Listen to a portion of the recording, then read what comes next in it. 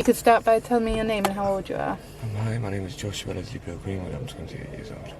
And a little bit about life growing up. My father was in the services. I was born in Winchester, moved to Cornwall when I was about 6, I believe, and then moved to Spain when I was 9, lived there for 10 years. Came back to Leeds, England when I was 21, and I've lived here since. How did you end up homeless? About 9 months ago I was working in a minimum wage position at Woodland Sheds, which was a terrible job, just really bad conditions. Decided to apply for another job at Amazon. I got the position, it was double the wage.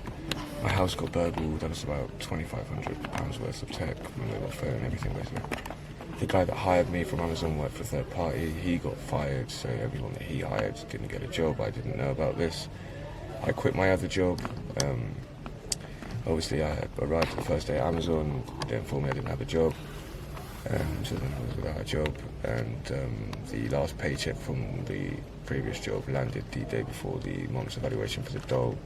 The government decided that I couldn't get any money for a month, so I was a month behind in rent, and I struggled for 3 months to pay 5 weeks every month of rent, and then on the 4th month, the last month for finishing off the month I was behind, the landlord decided to sell the property because I was the only tenant and he wasn't profiting from the venture. Yeah, that's about it really. That's crazy, because I think a lot of people always think it won't happen to them, whereas many people probably are only just sort of one paycheck away from it happening. Yeah. So up until 9 months ago you've always had a place to live, always worked. Yeah. And just like that. Yeah. How do you find living on the streets? It's not too bad, I guess. Keep myself to myself, so really, I can't complain. It's alright, I guess. It's just cold and wet. It's about it, really. How do you cope with it? I write, personally. Been writing for 12 years. I don't know really, I just don't think about it, in honesty. Do you enjoy writing? Yeah, I enjoy writing, it's fun. What kind of stuff do you write? Just rhymes, basically, about anything. Have you got a favourite author? No. What more could people do to help?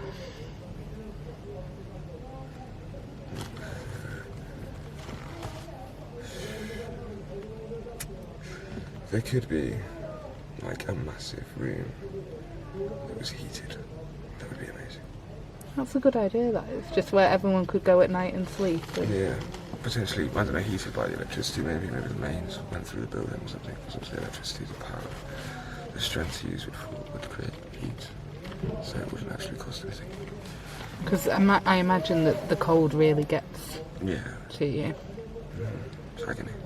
Is that the worst part? Yeah, it's very, very. Your knuckles freeze up, your blood circulation's fucked, you can't feel your feet, you stand up and it's just, you get, like, very, like, stabbing pains, like, very acute pains, also your legs, it's pretty painful. I've got genetic arthritis as well, so that's not helpful. How do you see yourself getting out of this situation?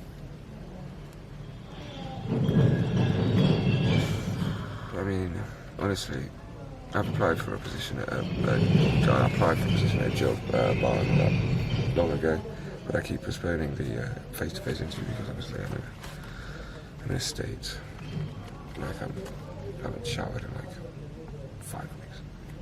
It's ridiculous. How's your relationship with your parents? Non-existent, sorry. I don't really talk to them. That's all. They don't know I'm homeless. That must be difficult. I guess so. Plenty of other things. So you've not got sort of a support system around you? No. That's by choice though. Okay. Why do you think you made that choice? I'd not rather not go into that. Okay, that's fine. Have you got any advice for people watching this?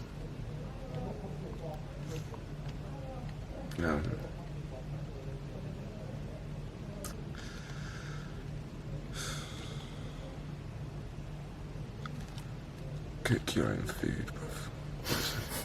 Sick and tired of people wasting food, wasting money on food. It's very irritating. Don't offer someone Mackie D's. Don't offer to buy them. Don't do it. It's ridiculously expensive. Other than that, I don't know really. What did you want to be when you were growing up? Originally I was going to be an aerodynamic engineer. Wow. Yeah. What happened with that? I don't know, from one year to another I just didn't have the... I couldn't do what I used to be able to do, it just all changed. I used to be really good at maths and then I suddenly wasn't. Because, like, I hope you don't mind me saying, you sound very well spoken and very intelligent. Yeah, I guess I get that a lot. I don't see how my situation would dictate that I'm intelligent. I mean, look at me. Well, I think being homeless can happen to anyone. Mm-hmm. I don't think that is a reflection on I intelligence or who you are as a person. I don't know, really. Thank you very much for watching Joshua's story. We're now going to talk a little bit about it. Please don't forget to subscribe if you have enjoyed. Thank you. So Joshua is young. He's only 28. He's younger than me. Like, I knew. Old man over there. And you're older than me. We're the same age at the moment. Same age. So his father was in the services. He was born in Winchester. And he's been homeless now for 9 months. And I think the circumstances in which he ended up homeless, I think this is the point we've been trying to like reiterate in all of our ones that we've done with like homeless people so far. Is You in use a big word. What word was that? reiterate. Okay. Smart. Yeah, a point that we've been trying to get across. Yeah. Is that easier for you? Oh, yeah, thank you very much. Did you know what reiterate means? No, I learned something new. So the point we've been trying to reiterate is that a lot of people, and I think especially nowadays with the cost of living going up so much, are just one paycheck away from being homeless. Yeah. And it's scary that we're actually seeing that. Because he's always worked, and then he ended up without a job, and the landlord sold the property. Can the landlord do that? They have to give you notice, but I don't think it's much notice. It'll be in your contract. It might just be like a month or 2 months notice. And then it's real difficult to get housing on benefits. Yeah. It's really difficult. Like a lot of private landlords won't touch you, and councils obviously have long waiting lists. And I think that is a very scary part of how we live now. Is in, I don't know the numbers, but I'm sure that a lot more people rent than buy because they can't afford the deposit. Yeah.